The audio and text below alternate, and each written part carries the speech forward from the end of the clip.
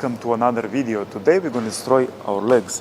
But before that, I want to go through my warm-up because I got asked in one of my previous videos what's the best way to increase your performance and decrease the chances of getting injured when it comes to leg day. So here's what I'm going to do today. I'm going to show you exactly what I do because I consider myself a sort of an expert. So in order to keep my knees safe, I had to really learn how to warm up properly to avoid it getting worse, but also to avoid surgery, but also to be very good and perform in the gym. So depending on where you are and what you are doing, I would say you have to warm up no matter what. If you're young, if you're older, especially if you're older. So if outside is cold, 100% you should put more time and effort into your warm up because the muscles, the joints, they really become a little bit more rigid. So remember that. I would always start with 5 to 10 minutes of warm up on any cardio machine that you like.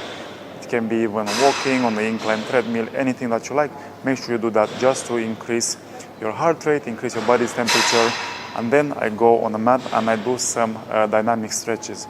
So one of the first things I start with is actually some lunges. Lunges are super important. I even remember when I was in university and I was going into the hospital to do some practice over there. They used to tell us straight away, like, for this kind of injuries in the knee and in the hips, lunges are very good. So there's two ways of doing the lunge. Number one, either you do it more quad dominant, which the knee goes forward, but you have to be careful. If you have a knee injury, you have to be careful with that. Or you go straight down. So you have to do both.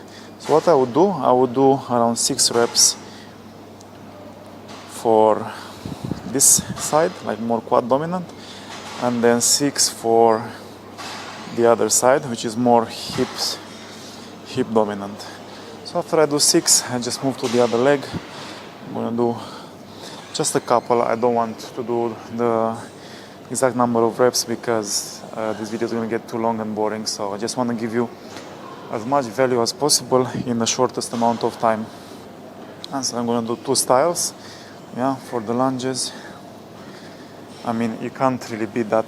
This is exactly what your knees need. And as you go forward more and more, obviously your hip flexor will loosen up and warm up as well. After I do that, I would go for another warm-up exercise for my knees. And I will do 6 rotations to one side, 6 rotations to other side, and then 6 forward, like that. So you can see from the side.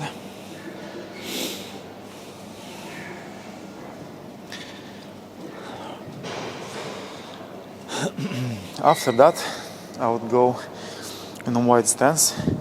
And I will do some bodyweight squats. I will just go up and down for a couple of times, give my hips and my knees a chance to loosen up and warm up. And then, if you can, and you'll not fall over, if you can sit in this position, and just mimic a deep squat. And you can move your body left and right. If you feel like you're falling, that's totally fine. You can use a wall and you can avoid that.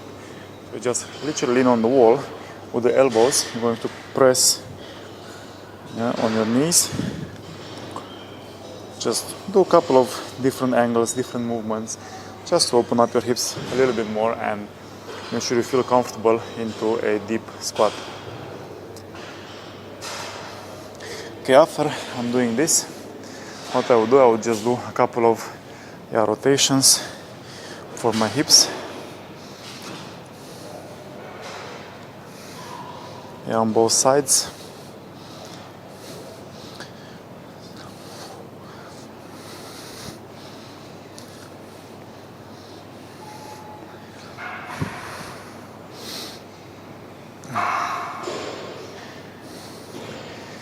So we warmed up the knees a little bit, we warmed up the hips. Now we need to release the hamstrings.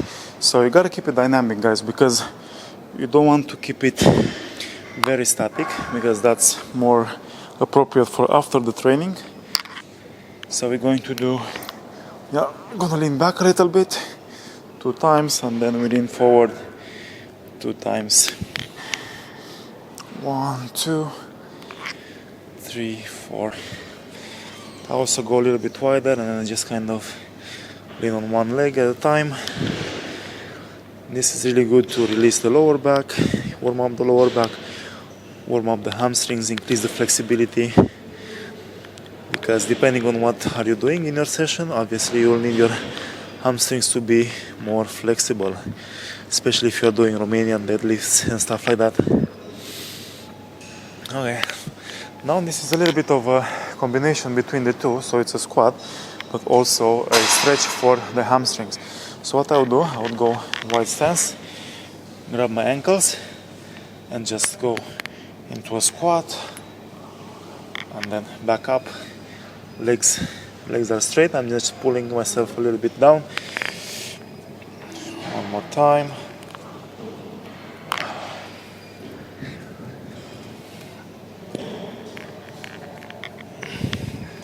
Just gotta play with different angles, see which one feels best for you. So yeah, I felt a good stretch over here, good stretch in my hamstrings, in my lower back. And what I'm going to do now, I'm going to continue with my hips a little bit, because this is very important on exercise like squats. So just kind of push one side and the other.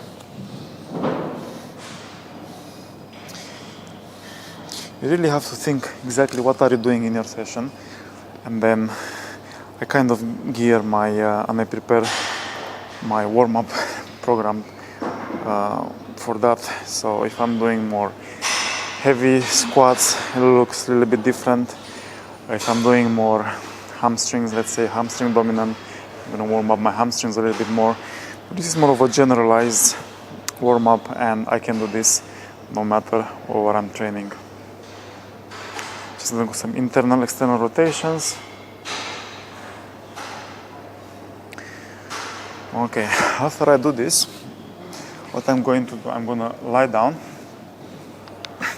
keep one leg straight, the other one at 90 degrees, and it's gonna do a rotation which is gonna help to release the glutes and the lower back.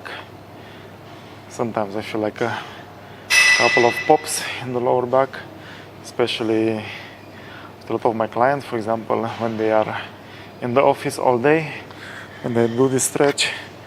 They really feel really good after this.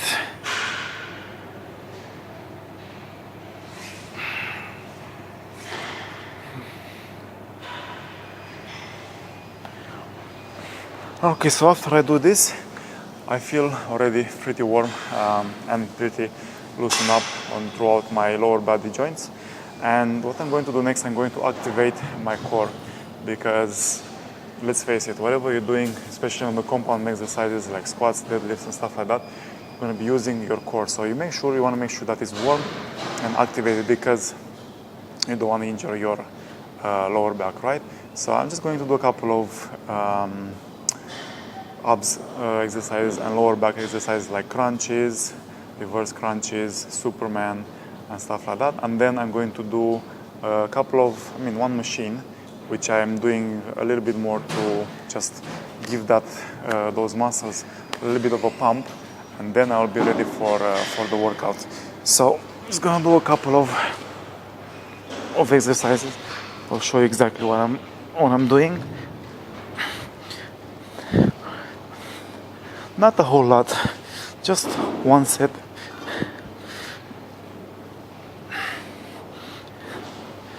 That will be more than enough. And some reverse crunches.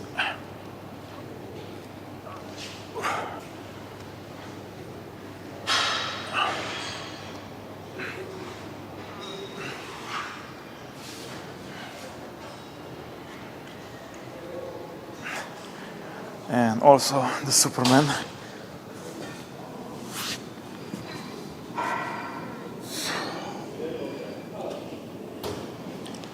So I can add a couple of movements, which is gonna enhance my back a little bit, because you do need your lats and everything to work together.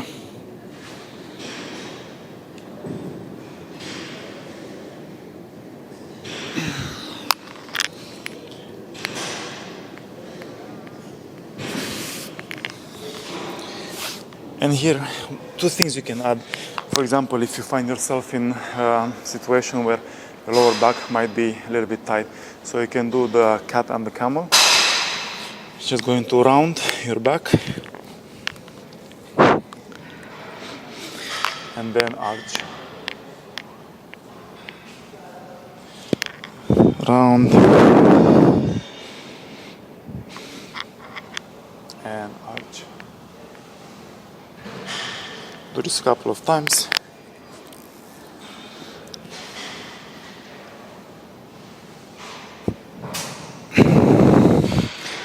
And also you can try to do the pigeon stretch, where you basically put the leg in this position, try to get to a 90-degree angle.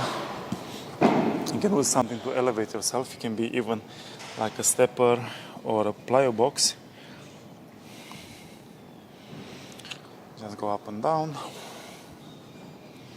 a couple of times for both sides.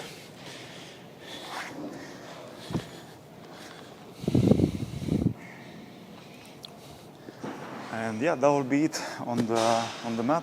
I'm going to take you now to the machine which I was telling you about, and I'm going to show you how I warm up, how I get the muscles to get a bit pumped, and then we're going to hit the first exercise. So the machine I'm using is the leg extension, because with this one I can really push a lot of blood into the quads, which is the muscle which is going to give you the stability in your knees. So if I do this one, 100% will help me to manage the pain. If I don't do it, if I forget or something like that, I will feel it.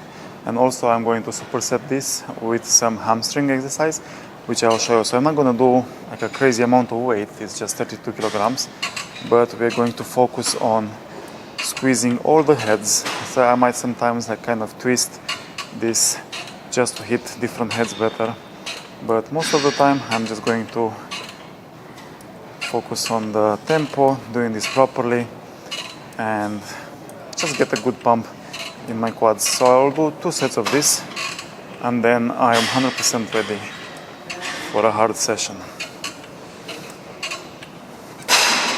Yeah, and after that I lower the weight even more, so it's only 11 kilograms, and I'm going to do like a one leg curl.